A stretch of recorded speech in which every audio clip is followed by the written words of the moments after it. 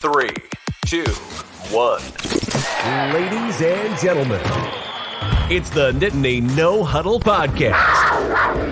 From Philadelphia to Los Angeles And everywhere in between. filmed at the Nittany No Huddle studio. It's Jordo, Zach, and Coach Devin covering all things Penn State football all the time. This is from 45 and it's blocked. Lions scoop it up. Brad Haley will score. And here we go. All right, welcome back, Nittany No Huddle Nation. We're live here with our Ohio State recap. I'm going to turn it right over to Devin. I only got to watch the highlights of the game due to, I don't know how to say it, outside things going on. So, Devin, I don't know if you want to just kind of lead us off, and we'll talk about what you guys did not cover in the post-game immediate reaction. So I'll turn it over to you. You start us off, and then we'll kind of follow suit. Yeah, sure. So I think Zach and I covered a lot, especially of what I kind of thought were the main talking points. I guess I'll go straight to the Clifford versus Stroud debate that we've been kind of getting in heated arguments about in our comment sections among YouTube and Instagram and Twitter. So if you don't follow us on Instagram and Twitter, make sure you do so. Zach, I'm going to let you send your hot take, and then I think this is probably going to be the core of our podcast today. So let's say what you said again on Saturday. Yeah, so I'm sure this is going to get me attacked by the fine citizens of Columbus again. But I really, and I'm not. It's not that I don't think Stroud is good. It's not that I don't think he's talented. I just don't think he really did anything all that impressive in that game. If you watch, I mean, there was a couple nice throws, but a lot of it was just thrown to wide open guys. I mean, there was a number of times Rossi over the middle. There was a play we blitzed and Julian Fleming caught a pass in the middle of the field. There was not a defender in the screen. He was smart. He took what was given to him. He assessed the situation. We really didn't get a lot of pressure on him. And if you notice, the few times that we did, we got to him and it affected him. And it was mainly in the second quarter. There was a series of plays in the second quarter where there was a third down where he forced him out of the pocket. Carter got the pressure, and he actually kind of threw a ball to the sideline. I think he was trying to throw it away, and it didn't quite get away. And Wheatley actually almost picked it off. But, of course, the big Johnny Dixon sack fumble at the very end of the second quarter was huge. But outside of those couple plays in the second quarter, we really didn't get to him. And so I think you just give a guy with that type of talent and that type of receiving core time, space, and no pressure, and he's just gonna hit the open guy, and that's largely what he did. One of the things I will say upon my second watching of the game and trying to be a rational fan is I feel like Ryan Day really didn't take a lot of shots in the first half. I'm with you. I was going to say the same thing.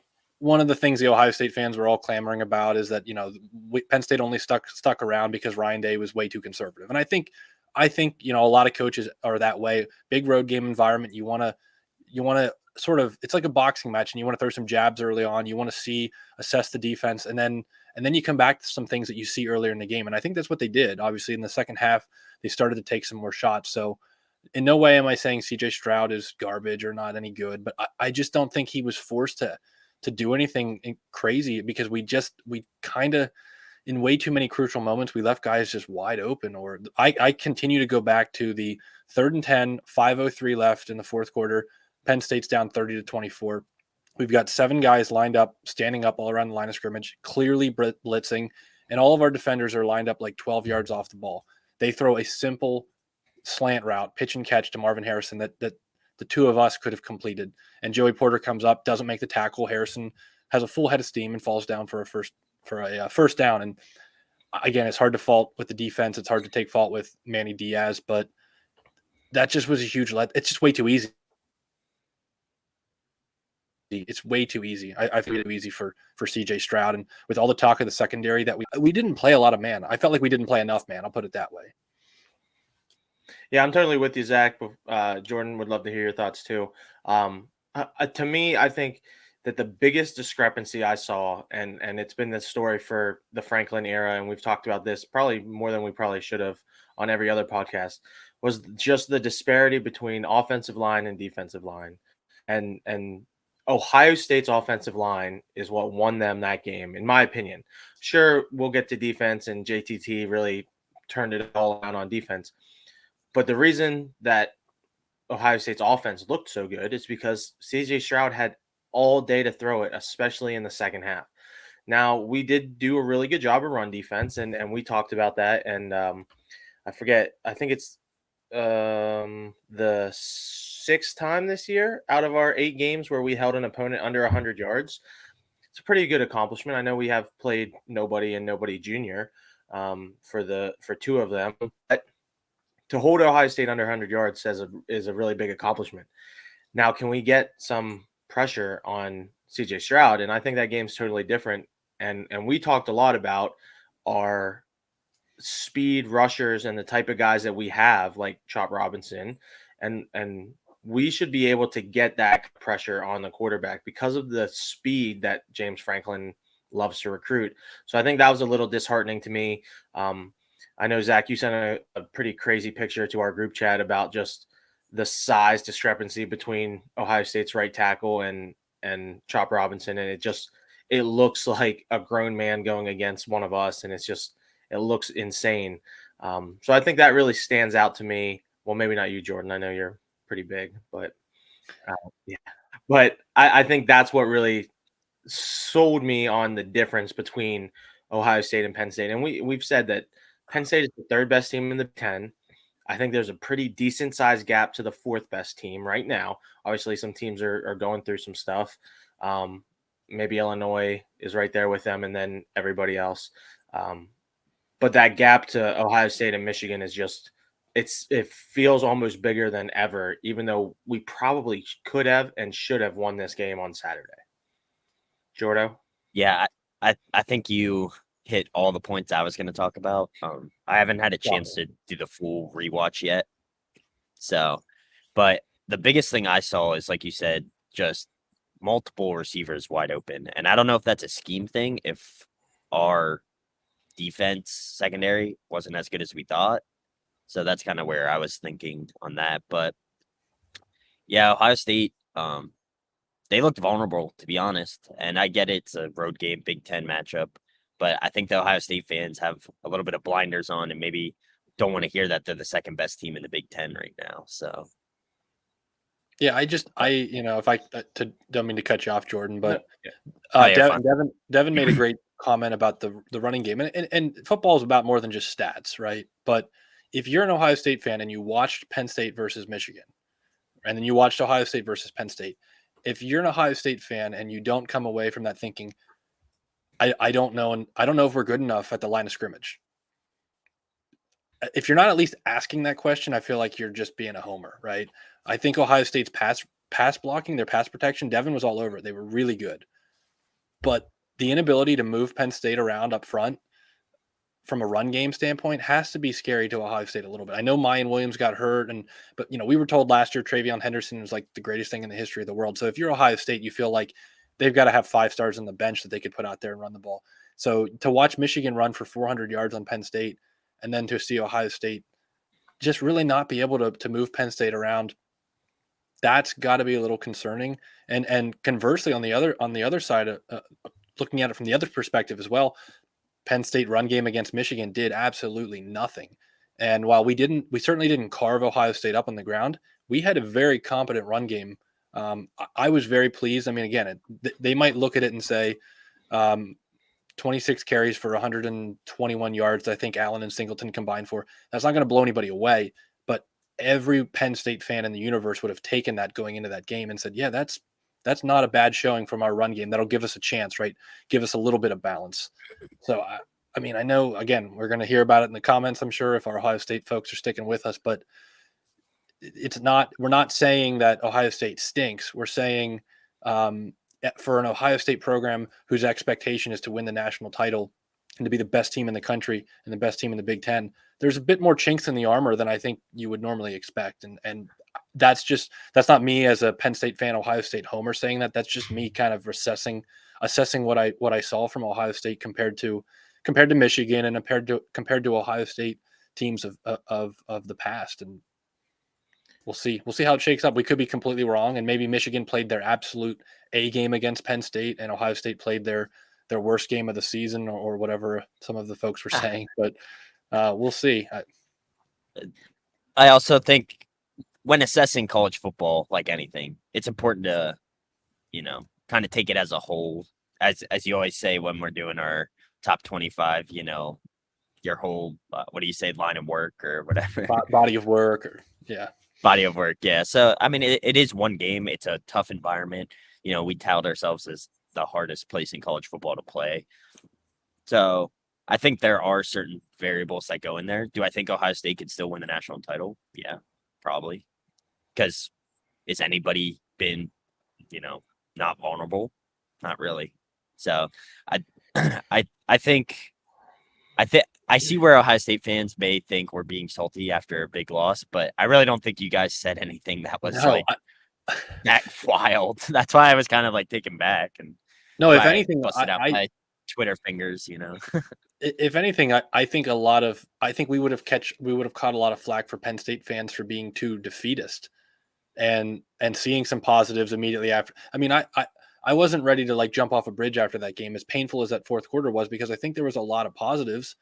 And I think whether it was Ohio State playing terribly, or one of our commenters said Penn State played their best game, which I don't understand when we have 4 turnovers and the other team has 0. But it certainly looked like 2 teams that belonged on a relatively even playing field, and one team that just had a couple superstars at a few important positions that really took advantage of the moment, especially late. And they played better at the end when it mattered, and they won. And I don't think Devin or I said anything that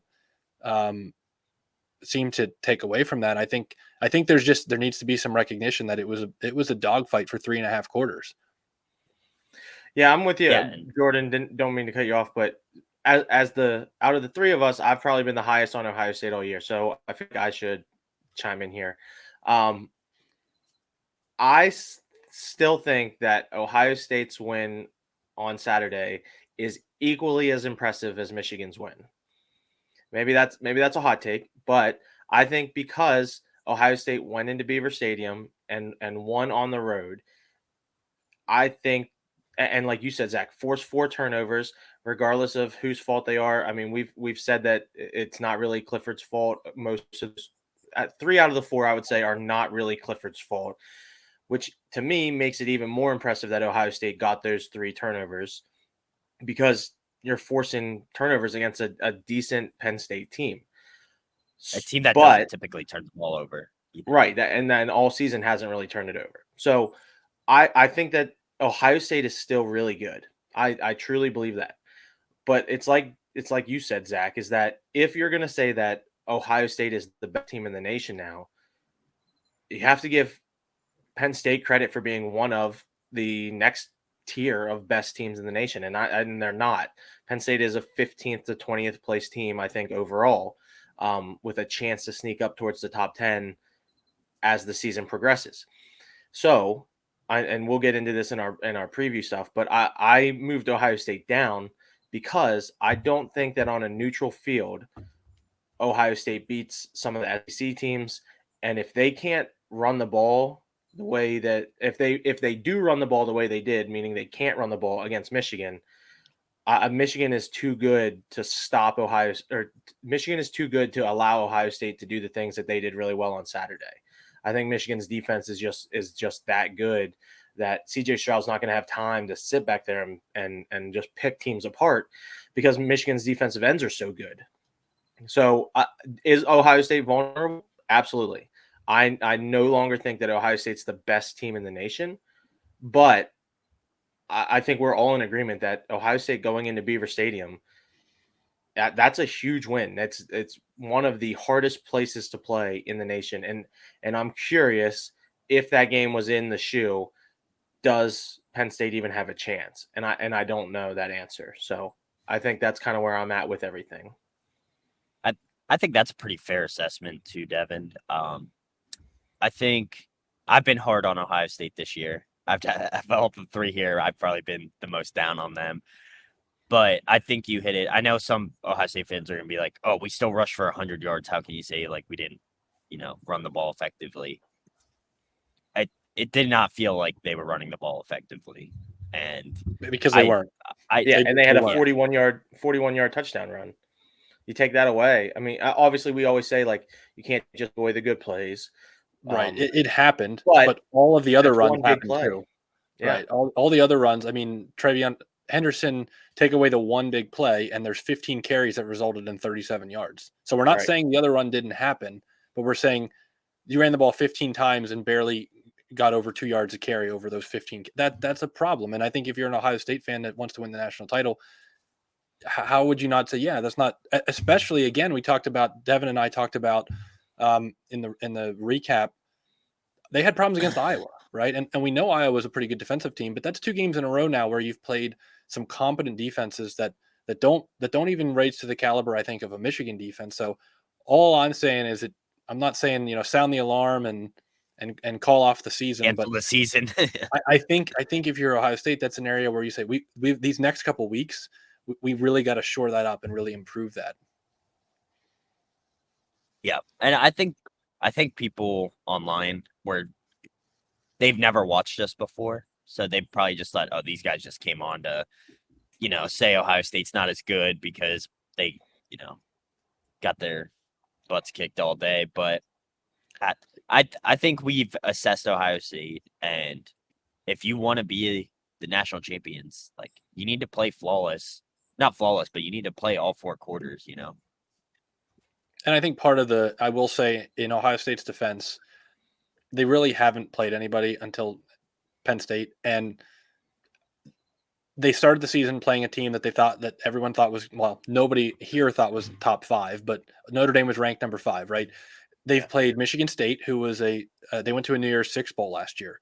They played Wisconsin, who was expected to compete for the Big Ten West. They played Iowa, who was expected to compete for the Big Ten West. So in hindsight, 2 months ago, Ohio State's first 8 games looked like they had 4 or 5 good challenges in there.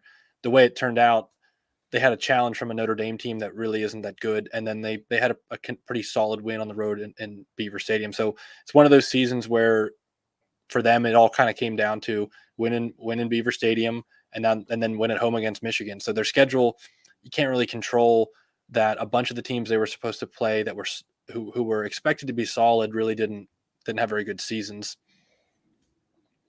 Yeah. Not a lot they can do about that. But. Yeah. It's typical Ryan Day, though, He just wins games. He doesn't lose to teams he shouldn't lose to. And, I mean, he's lost 1 conference game since he's been the head coach, and that was last year against Michigan. So, yeah. I mean, if you're not losing games you shouldn't lose, like, you're going to have a chance to playoff. You're going to have a chance at national title. So I think that's where people are getting misconstrued. We're not saying Ohio State is not, having a chance to make a run because, they could easily fix that up. They have talent at every position. So they take care of business the rest of the season. They could beat anybody, really. So, and the thing is, the commentary that we've provided is almost like it's the opposite of being Penn State homers, because it would be really easy for us to say, oh, Ohio State's the greatest thing since sliced bread, and look how close we were. That means we're just outside of the playoff. And I think we're being a little bit more rational and saying, yeah, they got a good win against us and we're solid, but we're not gonna inflate ourselves just to feel good. I think we still know what Penn State's flaws are, and we know that Ohio State beat a good team, but they showed some warts as well, and that's just football too. To Jordan's point, you're not going to be flawless all 12 games, but you got to be as good as possible all 12 games.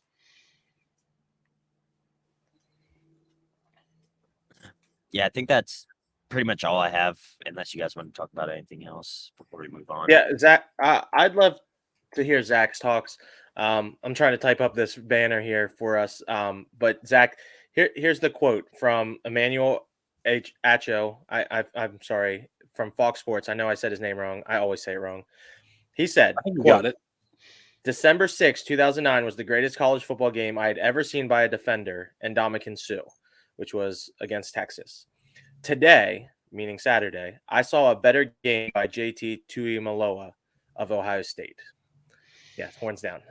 Zach, I would love to hear your opinions on that. Him saying that JTT's game on Saturday was the greatest defensive performance in college football history? So I obviously think that's a little bit of hyperbole. I think it was I don't think he means it as hyperbole though, which is no. insane. Well, but if you ever listen to Emmanuel Acho, he Yeah, he does. he's He gets excited by it. some hot takes. He's excited by like watching the leaves blow around outside. He gets hyped. I'll give him that. But I mean, I think there's no disputing that the impact that Tuamaloa had on that game was as big an impact as one player has had on one game. I think probably all year. I don't think that he quite. So I'll even go back to last year, and if you recall the Michigan game, every time Penn State dropped back to pass, Aiden Hutchinson and David Ajabo were in Clifford's shirt like within a second. And so every single play almost they were affecting the play. I don't feel like Tuamaloa was quite to that point, but it was more just like every key moment that Ohio State defensively had was triggered by him. I mean, literally every one. Yeah. All of those turnovers, he had a hand, if not did it all himself. And that part of it for me is kind of painful because that's an easy, hindsight's 2020, but to look back and say, hey, we got to help out our right tackle here, right? This guy's killing us. Like we need to chip him with the tight end. We need to, get the running back blocking involved, whatever we got to do. Let's not try to throw those lateral screen passes right at him. Easier said than done, and hindsight being 2020, but the guy dominated. And these weren't just like sometimes, these fumble recoveries or interceptions just kind of land in your hands, or this guy made all those plays happen. I mean, the interception that he had on the pass to Katron Allen, that was frankly kind of absurd. You won't see most cornerbacks have the hands to make that pick that he made. That was nasty. So I will tip my cap to that guy. He absolutely dominated. And sort of single-handedly won that game for Ohio State. Honestly, if you think about, if you come from the perspective of the turnovers were the deciding factor in the game, and I think that's a reasonable take. That was all him. I mean, it was all him. So credit to Tuamaloa. Yeah, I'm with you. Obviously, I said at the beginning that the offensive line I think was really what won the game for Ohio State. But I'm totally with you. Is that Penn State probably wins that game. To use your expression before we went on the air, if Tuamaloa falls in the shower before the game, Penn State probably wins that game. And I'm with you when you said it. I totally agree because, like you said, he was just his stats don't look incredible when you look at him in the box score, which is why box scores are so difficult for us and why we obviously try to go back and rewatch games and break stuff down. But he is in every play, forcing turnovers, getting pressure on Clifford. Even whenever he's not getting the sack or the turnovers that he had, he's still getting pressure on Clifford a lot. And it definitely is a big difference. Two final comments, Jordan, if I may. One, what's the over-under on how many Penn State shower jokes we're going to have in the comments? Probably shouldn't have said that because that's what uneducated sports fans do. Yes, and two, and then I think maybe this is a good way to wrap it up unless anybody else has anything more. When I think of these matchups over the last 8 years, the Franklin era, Ohio State has always had one guy on the defensive line that is just on another level that Penn State cannot match. I think back to 2019, Penn State went into the horseshoe and actually snuck around and hung around with Ohio State for a while, but Chase Young was just unblockable. I can recall him tossing Will Fries around, who's actually an NFL tackle right now. And it was absurd. Like we couldn't block him with two guys. If you go back to 2016 and 2014, I'll go to 2014. So you may recall Penn State and Ohio State went into overtime. The game ended in overtime on, I can't remember which Bosa, Nick or Joey, taking Penn State's tackle and literally throwing him into Christian Hackenberg and sacking. Like he used the Penn State tackle to sack Hackenberg. Yeah. Almost like the strip sack on Saturday. Yeah, and we've never had. I mean, Micah Parsons is probably the one guy we've had on that level, but we've just never had that guy, and we've never had that offensive tackle. Like if you go back and watch the highlights from Saturday, Paris Johnson and I think DeWand Jones is the other tackle for Ohio State.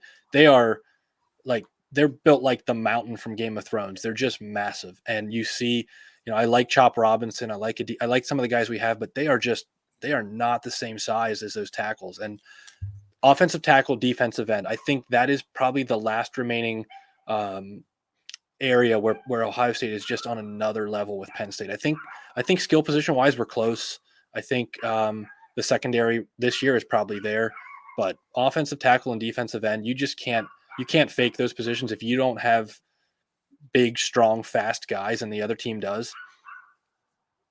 It's tough. I mean, it's just a mismatch.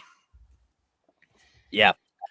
I think the only thing else I would like to talk about maybe is where do we go with our quarterback situation from here? Because that's going to be a hot topic moving forward.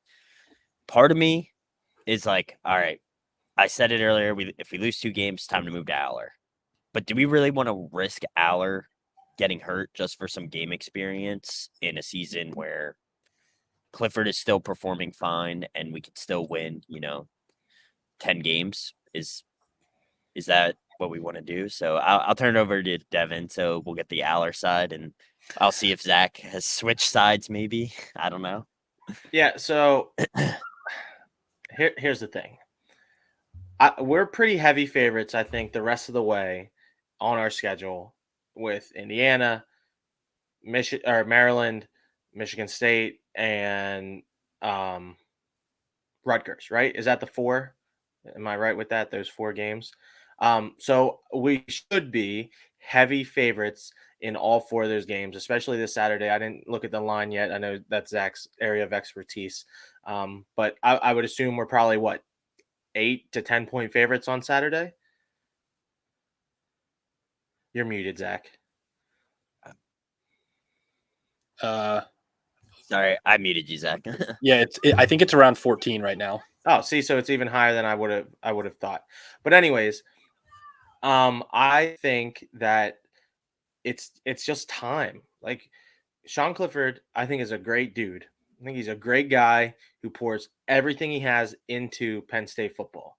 I think he's going to make an amazing college football coach someday because I think he's a great guy to motivate the people around him. I think people like him, and I think he's very personable.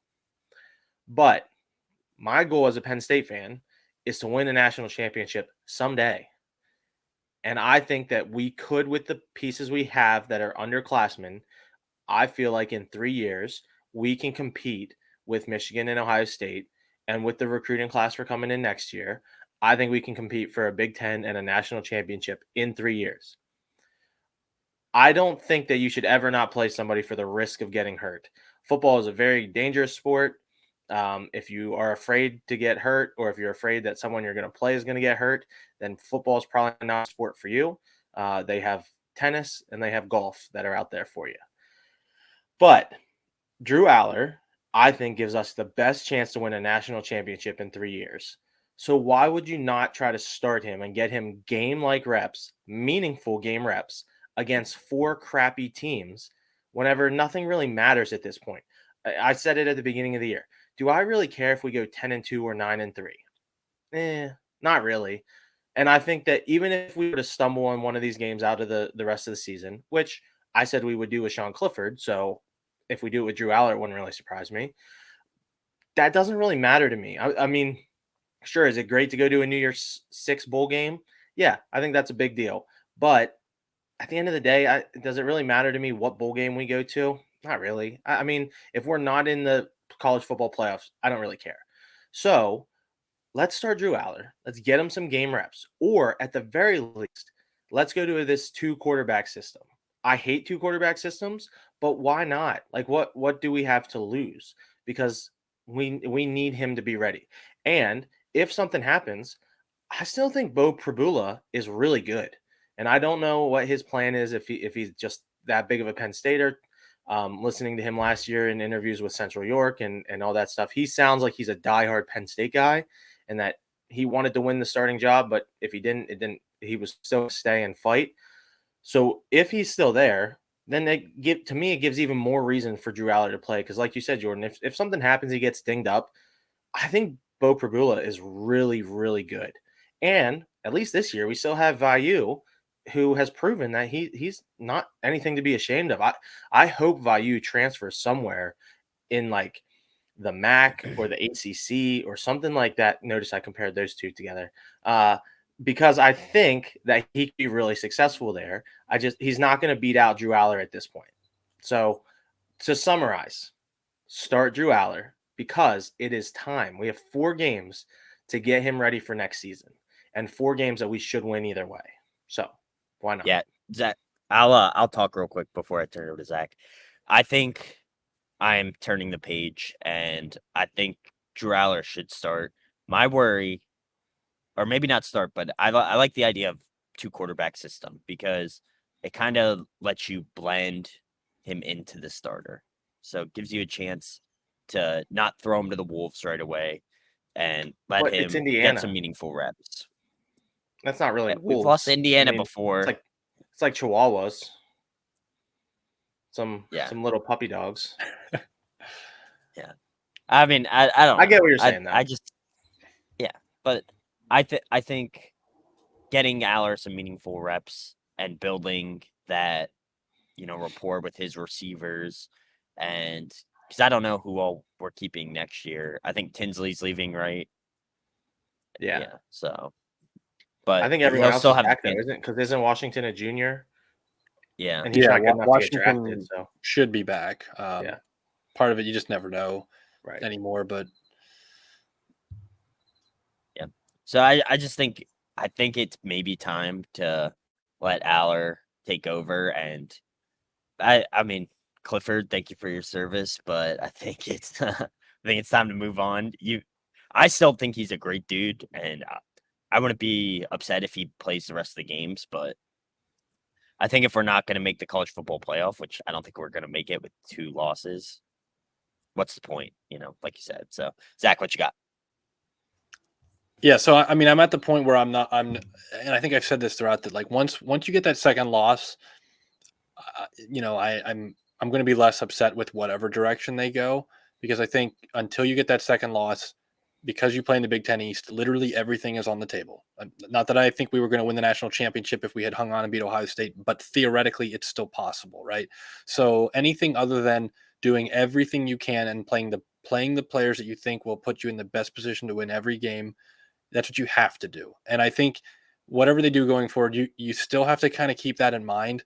And I think if, again, we always say we're not at practice, right? So there's the potential that maybe Aller's just not, maybe he isn't at Clifford's level Right. on the practice field, right? And we don't know that, and maybe we also don't know that he's not playing awesome, and maybe he's right there with Clifford, and maybe Franklin is being too loyal. We just don't know. But I think if there is a wide gap between them on the practice field, you run the risk of the team saying, "Hey, I don't care about 2025 when Aller and Singleton and Allen are going to be seniors, and like, we're trying to win football games right now. I'm a senior. I want to go to the Orange Bowl, right? We can go 10-2. We can finish top 10. I think you got to balance those things. And I'm not at all saying don't play Aller and don't go to a 2 quarterback system, because I think you can justify that. I think he certainly should get some reps, and whether that means in the second half of some of these games, because hopefully we're able to build a big lead, or whether you just kind of go like every other series. I've never been a big fan of that. Right. I think I could kind of swallow my pride and go for it a little bit here at the end of the season, but you just got to be careful. I think, we're very quick to anoint, hey, we've got this 5-star recruit, he's going to set the world on fire. I fell for Robert Bolden, and there's a lot of commenters maybe that could chime in and say, I fell for Robert, but you could probably go back before our time and say, I don't even know. I'm trying to think of some names, but you just don't know until you know. And if you're not on the practice field and you're not in the locker room, it's very easy to just say, play Drew Allar, because getting him in these 4 games means we're going to win a national title in 3 years. Maybe not. We'll see. I do think, to answer your question, I guess I've been rambling. To answer your question, I do think he should see increased reps in these next 4 games. And I think if Penn State takes care of business, that will naturally happen anyway. Indiana has been really bad. We're going to talk about Indiana, of course, but they have not been good. I think Maryland's going to be a tough game, but Rutgers obviously has not been very good. And I mean, we could talk a lot about Michigan State for a number of reasons right now, but they are unraveling. So at the end of the year, home senior day, last game of the season, I hate to, you don't want to get too far ahead of yourself, obviously, and you got to take each game one at a time, but there are a number of games where multiple quarterbacks should be getting in naturally, we'll say, just because of the score.